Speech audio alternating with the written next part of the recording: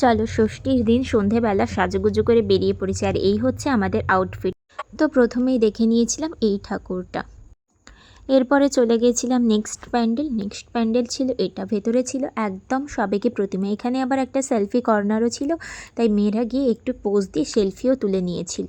ওখান থেকে বেরিয়ে যে প্যান্ডেলটায় গেছিলাম ওখানে করেছিল কুরুক্ষেত্রের যুদ্ধের থিম, তো এখানে মহাভারতের বিভিন্ন গল্পকেও প্যান্ডেলের মধ্যে তুলে দেখানো ছিল। আর এই নাও, এই যে প্রতিমাটাও দর্শন করিয়ে দিলাম তোমাদের।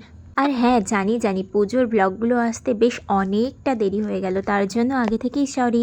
আর তারপরে চলে গেলাম এই প্যান্ডেলটা, এখানে করেছিল রাজস্থানের শেষমহল। আর এই যে জলের পাশে প্যান্ডেলটা দেখতে এত দারুণ লাগছিল, আর ভিড়ও ছিল খুব। আর ভেতরে ছিল এই কাঁচ দিয়ে পুরোটা কাজ করা, আর এখানে মাকেও না রাজস্থানি স্টাইলের ঘাগরা পরিয়ে দিয়েছিল।